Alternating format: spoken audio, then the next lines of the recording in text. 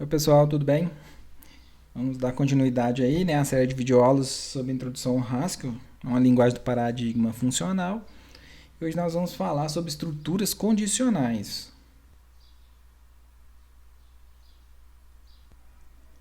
Para a gente aprender a primeira instrução condicional, a primeira expressão condicional, eu vou direto para o Haskell aqui.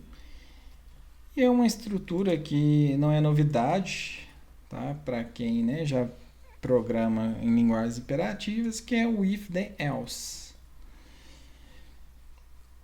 Para muitos autores, esse tipo de expressão aqui ela não é tipicamente funcional. Vocês vão ver que vão ter uma outra instrução que a gente usa para criar condicionais, né, que ela tem um estilo mais funcional, mas, né, como a linguagem apresenta essa expressão, então a gente tem que aprender sobre ela. Então eu vou criar aqui para exemplificar uma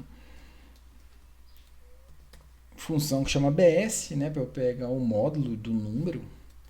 Vamos tipar ela, onde que eu vou poder entrar um float e a gente vai sair dela com o float. Tá? A ideia é essa. Então essa bs, eu vou entrar com o valor x e eu vou fazer a seguinte condição. Se o valor, fazendo a condição aqui, então, que se esse x for maior do que zero, então eu vou retornar o x. Se não, eu vou negar o x aqui, né? Porque ele vai estar negativo. Essa é a primeira versão, tá, da função, então eu vou fazer dessa forma. Ok, vou salvar. Vou dar um reload. Sem erros, né? Então vou usar essa função abs em que eu vou passar o número 900. Então, ok, né? Só na hora do uso aqui, ó, por número negativo eu vou colocar entre parênteses, tá? Para entrar com esse número negativo. E aí funcionou, né? Então se eu passar ele 900, ou sem parênteses aqui no caso positivo, e aqui a gente pode fazer um pequeno ajuste, se for maior ou igual a zero, né? Eu retorno ele aqui, se não, eu retorno o menos x. Tá? Então aqui a gente usou pela primeira vez esse if then else. E aqui ele tem algo diferente das linguagens imperativas. Você sempre vai ter que usar, sempre terá o else. Tá? Então não é opcional como a gente aprende lá em linguagens imperativas, não. Tá? Aqui nesse caso, né, nas linguagens funcionais aqui no Haskell, você sempre vai ter que usar o if, o then e o else. Tá? Um outro exemplo aqui. Quer dizer se um número ele é, sei lá, maior ou igual a zero, né? Uma derivação disso aqui. Ó. Então, o que eu vou fazer é, vou pegar um sinal que vai entrar um inteiro e vai sair um número inteiro. Tá? E essa função sinal, eu vou fazer o seguinte, ó. Então, vai ter uma entrada, um valor x, né? E o que vai retornar essa função? Se o valor for maior do que zero, então eu vou retornar 1. Se não, vou pegar um senão aqui, ó. Vou fazer um outro if, ó. Se o x for igual a zero, o que eu vou fazer? Então, eu vou retornar 0. Se não, vou colocar um se não aqui, ó. Eu vou retornar menos 1. Tá? Então, eu criei um padrãozinho aí só para a gente, né, utilizar o else if aqui. Então, beleza, se o x é maior do que zero, vou retornar 1. Se não, se o x for igual a zero, vou retornar 0. Se não, vou retornar menos 1. Tá? Salvei, vamos dar um reload aqui, ó. Sem erros, né? Então, vamos pegar sinal, vou passar o número menos 98. Mais uma vez aqui, deixa eu colocar o parêntese, ó, retornou menos 1.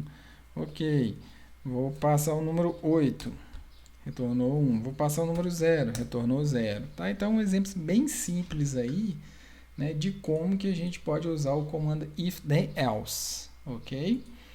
Bom, continuando, né, nós temos uma outra instrução, né, uma outra expressão para a gente expressar as nossas condições, o que a gente chama de comando de guarda. Bom, e como que a gente trabalha com esse comando de guarda? Eu vou fazer o mesmo exemplo aqui, ó, sinal na versão 2, mesma coisa, ó, eu vou entrar com inteiro, nós vamos sair com inteiro, tá? E né, como é que a gente pode criar esse comando de guarda? Eu vou fazer o seguinte, ó, então eu vou entrar sinal na versão 2, vou entrar com o valor x, e o que eu vou fazer aqui? Ó? Eu vou usar o pipe para fazer as condições. Ó. Então eu vou ter, se o x for maior do que zero, o que vai acontecer? Eu vou retornar 1. Então essa é a sintaxe aqui. Ó. Tá vendo que eu não coloquei o igual, né? Igual eu pus aqui, ó.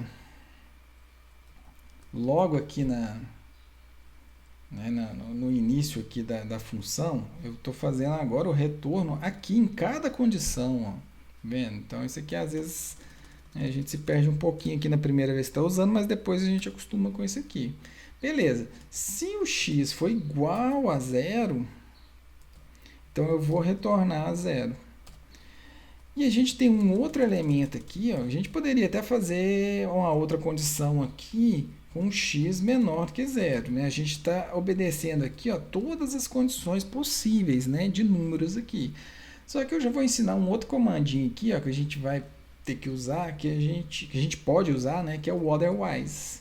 Então, por um outro lado, né, de outra forma, então por outra forma, se não for isso, nem isso, nem isso, retorne menos 1. Tá vendo? Cabe que o código, ó, ele fica, né, um pouco mais legível, um pouco mais enxuto, tá? Então esse comando de guarda acaba que ele é mais utilizado aí pela comunidade do Haskell, ok? Eu vou salvar. Então nós vamos aqui dar um reload. Beleza, sem erro de compilação. O que nós vamos fazer então? Nós vamos usar aqui esse sinal versão 2, ó, passando o valor 9. Então retornei o valor 1. Ah, agora eu vou passar o valor 0. Então retornou 0. Ah, agora eu vou passar o valor menos 100, ó. Menos 110, né? Que eu digitei aqui. Sinal menos 1. Então, este aqui é o comando de guarda. E o que ele tem diferente? Você sempre tem que garantir um retorno. Isso é importantíssimo. Tem que pôr aqui, ó. Sempre deve garantir um retorno, tá? E como que a gente faz isso? Ou a gente coloca, a gente, né, garante que todas as condições vão ser atendidas, ou você pode colocar o otherwise, ou seja, se nenhuma dessas duas forem atendidas, aí, né, nesse caso vai cair aqui. Tá? Lembrando que quando você cair em uma dessas opções, as outras opções já são descartadas, tá? E a função, né, a execução da função se encerra aí nesse momento. Tá? Então essa aqui que é a ideia do comando de guarda. Além desse comando de guarda aqui, ó, nós vamos poder ter uma outra coisa também que a gente chama de múltiplas equações. Tá? Como que isso funciona? Então você vai criar, ó, por exemplo, eu vou criar aqui uma função que chama o né, que ele vai ter o mesmo funcionamento do OR, né, do operador lógico OR. Então eu vou tipar aqui, ó, o OR, a gente vai entrar com uma booleana, a gente vai entrar com outra booleana, e nós vamos retornar uma booleana. Cara, como é que eu posso fazer isso aqui, então, com múltiplas equações? É só você repetir aqui, ó. Tá? Então, eu vou fazer assim, ó. Se entrar um false e entrar um false, eu vou retornar false. Vou repetir isso aqui, então. Se entrar um true e um false, vai dar true.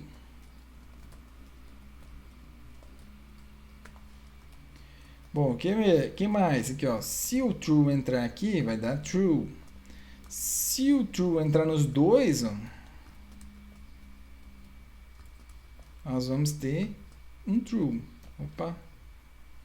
Peraí que eu... Então, eu vou ter um true aqui, ó. Aqui também a gente consegue, então, simular condições, tá vendo? Então, se ele entrou aqui, beleza, ele não vai entrar aqui. Então, você tem que garantir também, né, que a execução aqui seria meio que uma exclusão mútua aqui, né? Então, vou ter que, se um entrou, então as outras têm que ser excluídas nas condições que você colocar aqui para o compilador não ficar perdido na execução. Tá? Então, feito isso, ó, vou salvar. Vamos dar um reload. Não deu erro, então vou chamar um ou aqui, ó, passando, sei lá, uma condição aqui, ó. 1 é maior do que 0. E a outra condição eu vou passar aqui, ó, que o 100 é menor do que 1000. Certo? Passei duas, né, expressões aqui que vão me retornar um valor booleano, então eu vou entrar com isso aqui, o valor verdadeiro. True e true, né, deu true. Você pode entrar com o valor direto aqui se você quiser, ó, false e false. Né? Então, quando eu digitei false e false, o que vai acontecer? Na hora que eu der um enter, ó, pela tabela verdade lá do ou, então a gente tem o valor falso aqui. E aqui a gente pode explorar um outro conceito que a gente chama de casamento padrão. E esse casamento padrão, ou também a gente pode chamar de uma variável anônima, a gente consegue simplificar essa função aqui, ó, da seguinte forma. Eu vou criar um ou na versão 2. E repare que eu posso fazer a seguinte condição. Ó. Se for false e false, vai dar false. Qualquer outro resultado aqui que entrar, ó, então vou colocar o underline, eu vou ter o verdadeiro. Tá vendo? Acabei de criar então aqui, ó, a função ou, né, de uma forma mais enxuta, utilizando aqui múltiplas equações, né, múltiplas funções aqui, e utilizando o casamento padrão. Então isso aqui, ó, significa qualquer coisa, né? Então o que tiver aqui para mim não importa, né? Então o que tiver aqui no primeiro argumento e no segundo argumento para mim não importa, porque eu já sei que não é falso e falso, né? Porque se fosse falso falso seria executada essa linha aqui, ó. Então beleza, né? A gente pode testar aqui, ó, chamando o reload, depois chamando o ou na versão 2, ó. False, false, false. False e true, true. Então funcionou aí conforme a gente estava esperando. Então acabamos de ver aí, né, 3 formas da gente fazer condicional. A gente pode fazer o condicional usando o if, then, else. A gente pode fazer o condicional, né, utilizando comando de guarda. E a gente pode fazer o condicional utilizando múltiplas equações, todas com o mesmo nome, né? Sendo que os parâmetros aqui, eles têm que delimitar, né, para qual caminho a execução do compilador vai tomar, ok? Então, para a gente exercitar um pouco aí tudo que a gente aprendeu, né, nós vamos fazer alguns exercícios básicos aí para a gente reforçar os conceitos. Então, o primeiro exercício diz o seguinte, ó, faça uma função que calcule a distância entre dois pontos.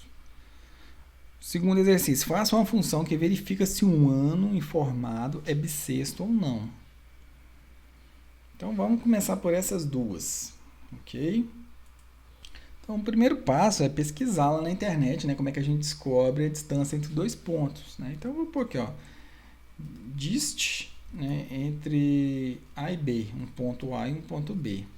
Okay? E esse, né, é um ponto do produto cartesiano, então cada ponto eu vou ter, por exemplo, x1, coordenada x1, coordenada y1, vou ter x2, a coordenada y2.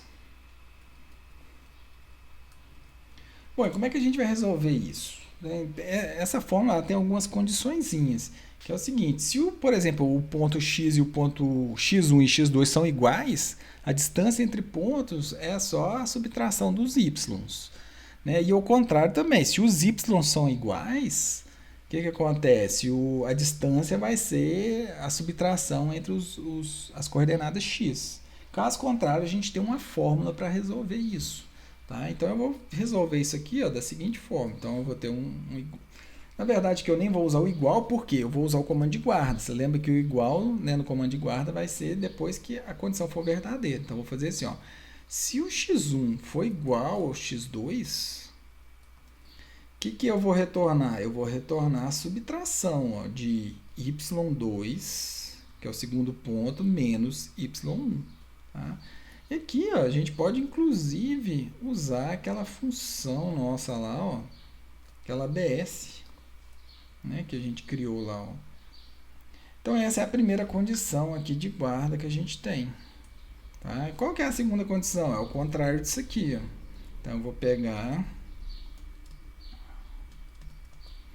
e vou fazer agora, se o y1 for igual ao y2, então eu vou subtrair, ó, né? Porque as coordenadas y são iguais, então tá um ponto ali, né, na mesma coordenada y dos dois pontos, então o que eu tenho que subtrair são os x.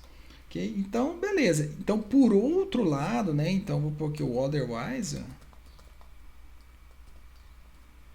O que a gente vai ter aqui? Nós vamos ter uma conta que a gente faz. E como é que é essa conta? Essa conta é um SQRT de quê? Então vamos ver aqui. Se vocês procurarem lá na internet, vocês vão ver que é uma subtração dos dois pontos. Mais aqui, na verdade, a gente vai elevar ao quadrado. Então, eu vou fazer o seguinte, ó, x2 menos x1. Isso aqui eu vou elevar ao quadrado. Dessa vez eu não vou multiplicar duas vezes aqui, não. A gente vai usar aqui o chapeuzinho, ó, 2. Então, eu estou elevando isso aqui, né, a subtração ao quadrado. E vou fazer a mesma coisa aqui, ó. Só que agora com y. y2, y1. Elevando ao quadrado. E vou fechar isso aqui, ó. Tá? Então, fechei. Aqui eu somei, eu fiz as duas somas. E a soma desses dois aqui, eu estou pedindo aqui a raiz quadrada aqui dessa soma. Então, beleza. Salvei aqui. Vamos ver se tem algum erro, né? Tem um erro aqui do ABS. Será que a gente... Deixa eu ver como é que está essa função ABS que a gente criou aqui. Eu acho que o próprio Prelude já tem essa função. Então eu vou comentar isso aqui por enquanto. Deixa eu ver aqui se já existe essa função. É justamente o erro é esse, tá vendo? Ambiguous Variable. Então eu vou dar um reload aqui, ó. Agora funcionou, tá? Vou usar da Prelude lá. Então, ok. Vamos chamar aqui o que eu chamei de dist, né? AB. Então, vou passar um ponto aqui, ó. 2, 3, 5 e 6. Dei um Enter. Então, eu tenho a distância aí entre esses pontos aí do produto cartesiano. Então, se eu passar 2 e 2 aqui, com certeza vai ser uma subtração aqui de 6 menos 3, né? Que vai dar 3, ó. Então, a distância é 3. Tá vendo que interessante? Mais uma vez, aqui eu não tipei, né? Eu não tipei, mas você poderia tipar isso aqui, ó, daquela forma que a gente fez aqui, né? Então, você pode pegar o dist AB. Vamos tentar fazer de uma forma diferente aqui, ó. Eu vou usar aquelas classes. Eu estou falando assim, ó, vai ser um número, né? Eu estou dando esse nome A para esse tipo, então esse A vai ser da classe num. E aqui a gente tem que tipar o quê? Tem que tipar... Ó, a gente tem que usar essa setinha aqui, né? E tipar cada entrada. Ó. Então, eu vou ter um A. Eu vou ter um outro A. Eu vou ter um outro A. São 4 números, né? De entrada. Ó. E eu vou sair com um Azinho aqui no final. Então, eu tenho 4 parâmetros de entrada. Ó. Então, esse aqui significa... os pontos do primeiro ponto, esse aqui as coordenadas do segundo ponto e uma saidinha aqui com A. Beleza, salvei. Vamos dar um reload, vamos ver o que isso aqui vai dar pra gente. Deu um errinho aqui, vamos ver o que pode ser, né? E analisando aqui, eu vou apenas mudar a classe de num, eu vou colocar float aqui. Tá, então, na hora que eu coloquei esse float, ó, se eu der um reload, ele passa a funcionar e a gente pode começar a testar aqui o dist A. Ó. Você pode ver que dá o mesmo resultado. E o interessante... Deixa eu ver aqui. Não, ele ainda exige o parênteses, né? Eu pensei que ele ia deixar de exigir o parênteses aí no -1. Mas para essa classe aí ele exige. Tá, então aqui eu fiz uma tipagem um pouco diferente, né? Então a gente fez uma tipagem aqui usando a classe, né? Então como que seria outra forma de fazer isso aqui, né? De uma forma que a gente está fazendo, uma forma mais fácil aqui. Então eu viria e não iria usar a classe, eu poderia pegar aqui, ó, direto, usar o tipo float, por exemplo, aqui, ó. Então eu tô falando que eu estou entrando com float, são 5 floats, né? 1, 2, 3, 4, 5. Vendo? Então é uma outra forma. Então a gente estava trabalhando mais com essa segunda forma aqui, ó, né? E depois, agora eu mostrei, né? Relembrei para vocês essa aqui que a gente viu lá com classes de tipos, né? Em Haskell. Salvei, deixa eu ver se vai dar algum erro aqui. Ok, ó, continua funcionando normalmente. Então, esse exercício está resolvido. Segundo exercício pede, faça uma função para verificar se um ano informado é bissexto ou não é bissexto. Então vamos lá para a gente ver, né, como é que nós vamos resolver isso. Então vou criar aqui, ó, bissexto. Então vou passar, vamos tipar, né, ó, vai ter um inteiro. Eu vou retornar um bool, né, um boolean. Beleza, bissexto. Então eu vou receber aqui o ano, né, então vou chamar aqui de x. E se a gente consultar lá na internet, né, como é que a gente calcula se um ano é bissexto? Né? Existem algumas formas de fazer. Então tem uma forma que é o seguinte, se o número, então vou usar a função mod aqui, ó, se o resto da divisão por 400, se ele for divisível, né, por 400, então é igual a true. Então isso aqui já mataria. Se o ano ele é divisível por 400, ele é ano bissexto, tá? Então, beleza, vamos fazer uma outra condição. Se isso aqui não aconteceu, aí tem um outro tipo de coisa que a gente pode fazer. Se ele não caiu nessa condição, que eu vou fazer o seguinte. Se o ano for divisível por 4, então, ó, igual, deixa eu usar dois iguais aqui, né? Que eu esqueci na linha de cima, foi igual a 0. E, então já que eu vou usar o i, ó, eu vou colocar um parêntese aqui, né? Então vou fazer aqui, ó, i.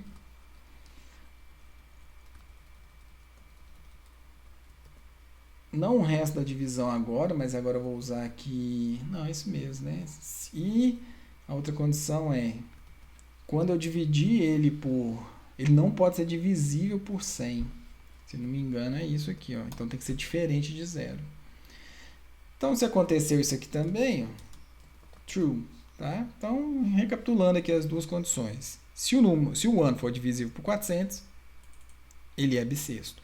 Caso contrário, se não aconteceu, você vai ver se o ano ele é divisível por 4. Tem um parênteses aqui sobrando, né? Ó. Se ele é divisível por 4 e ele não é divisível por 100. Então, deixa eu fechar o parênteses aqui. Ok. Caso contrário, se não caiu nisso, né? Então, eu vou dar um otherwise aqui, ó. E eu vou retornar false. Bom, criamos aí nossa função. Vamos ver se tem algum erro, né? Então, vou vir aqui, dar um reload. Ó, sem erro dessa vez, né? Bissexto. Vamos passar aqui, ó, 2014. Falso. Será? 2016. True. 2013. Falso. 2014. 15. Falso. Deve ser isso mesmo, né? Então, 2012, verdadeiro. Então, tá certo, né? Certinho aqui. Ok. Então, resolvido aí mais um exercício. Acho que os próximos exercícios, estou achando que eu vou deixar para vocês fazerem aí pra gente, tá? Então, ó, defina uma função que receba 3 números inteiros representando, respectivamente, um dia, um mês e um ano. Verifique se os números formam uma data válida, né? Então, você vai ter que verificar aí, de acordo com o mês, né? Se o dia passou, por exemplo, de 30, 31, 28, 29, né? Se for fevereiro. Tá? Então, é um exercício aí para vocês praticarem aí. Eu vou deixar ele aí. O outro é cria uma função par para verificar se o número é par ou ímpar. Beleza, escreva a função conceito que eu vou entrar com um float e um char, né? E vai sair com um char, ó, a função, que recebe uma nota, que é o float, e retorna o conceito correspondente conforme as regras abaixo. Então você tem, ó, nota abaixo de 4, você tem o conceito E, nota entre 4 e 5.999, conceito D, tá? E assim vai. Então nós vamos finalizar essa aula por aqui. Isso aqui vocês podem praticar aí, né? Até para ficar um pouco com mais graça, né? Porque se eu der as respostas todas aí, vocês não vão fazer. Então pratiquem nesses exercícios aí. E a gente continua nas próximas aulas. Valeu, pessoal!